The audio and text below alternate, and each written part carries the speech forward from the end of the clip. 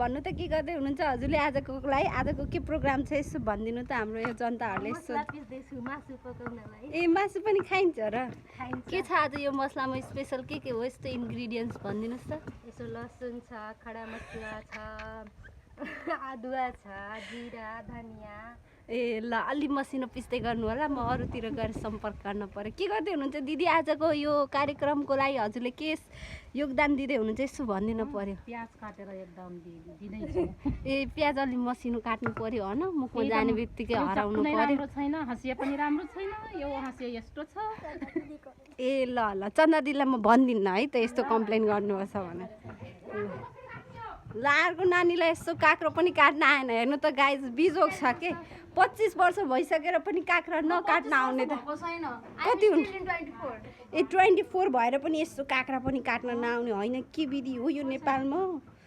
यो के काट्दै हुनुहुन्छ के को लागि काट्दै हुनुहुन्छ यस्तो भनिदिनु त यो हाल्छ कि नै अचारमा के थाहा मलाई थाहा छ यो के हो नानी तपाईँलाई अहिलेसम्म थाहा छैन कति बेइज्जत गर्नुभयो हजुर पनि कस्तो हुनु छ म त अहिले बल्ल 16 वर्षको हो के हो र त्यस्तो अब भित्र जानु पर्यो हेरौँ के यो घरबेटी दिदीले त अघिदेखि झाडु लगाएछ अघिदेखि घरबेटी दिदीले झाडु लगाएछ यो कुन झाडु लाउनु भएको दिदी यसो भनिदिनु पर्यो यो झाडु कहाँ किन्नु भएको नि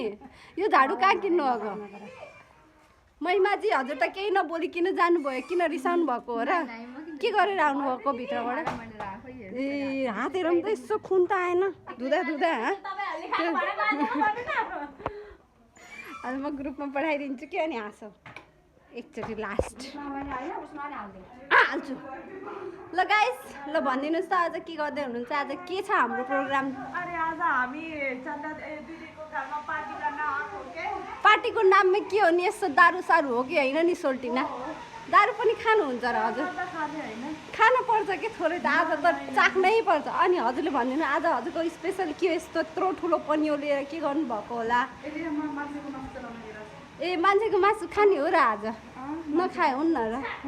हजुर के गर्दै हुनुहुन्छ यस्तो बाबा यत्रो मासु आज कसले खाने हेर्नु त गाइस के यत्रो ठुल्ठुलो मासु छ है आज यो दिदीले के गर्दै हुनुहुन्छ होला ल भनिदिनु त दिदी आज के हो यसो मासु भनिदिनु त मासुको रेसिपी थोरै